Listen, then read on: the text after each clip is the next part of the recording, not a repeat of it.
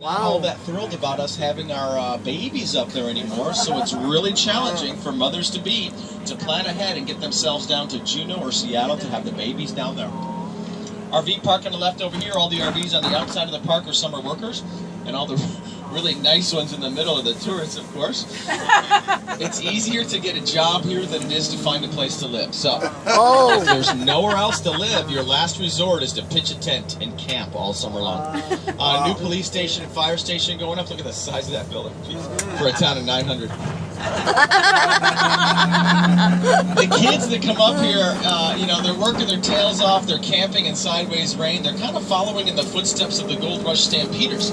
Skagway in 1897, before they started building anything up here, this was actually a tent city of over 10,000 people.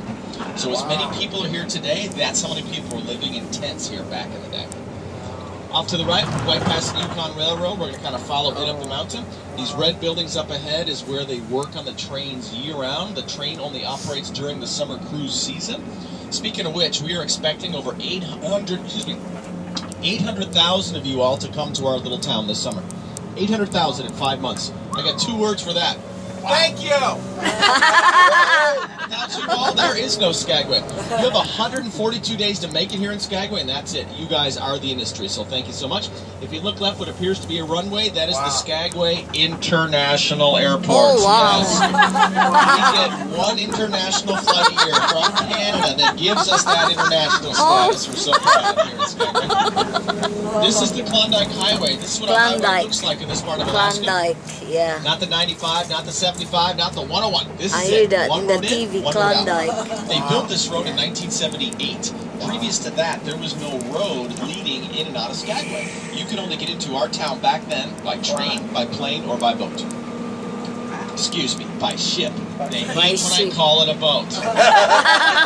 Right? Because you can put a boat on a ship, but you can't put a ship on a boat. That's And right. a shore excursion person from Holland, America told me that in front of my whole bus. Starts hearing the native folks talking about the vacant valley over here, the Skagway.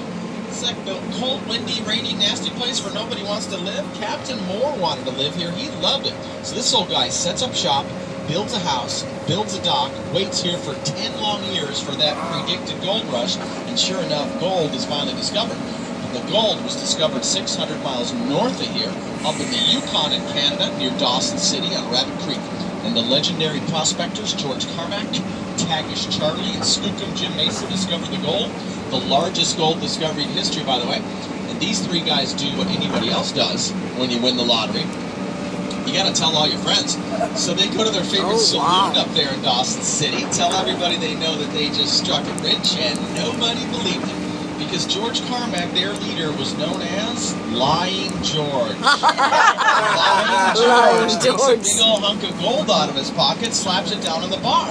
Everybody believes him now because that's a different kind of gold that they'd ever seen before. They knew he was telling the truth this time. They all head out to the gold fields that night. And the first one to leave the bar, of course, the bartender. Which I can appreciate. I've tended a bar for many, many years. There's always jokes about the bartender wants to go. It's green down here. Trees are starting to change. This is all considered coastal rainforest. That is our climate zone down here. There's 21 different climate zones on the planet. We're going to go through 3 of them on our way up to the Canadian border. So sit back, relax, enjoy the changing terrain, changing scenery. Not too bad of a day today. And we're going to tell you all about the last great gold rush, the Klondike Gold Rush in the days of 1898. Now, word is slow reaching the outside world about this gold strike up in the Yukon. It's kept secret for a year until 2 ships arrived in the U.S., one in San Francisco and one in Seattle.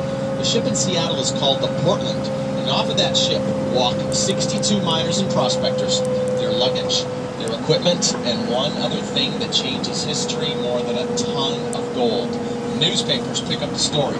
Next day, the whole world picks up the story. San Francisco and Vancouver were lucky. These are the port cities. They're the ones that get to supply the stampeders full of all that gear to get them up here to Skagway.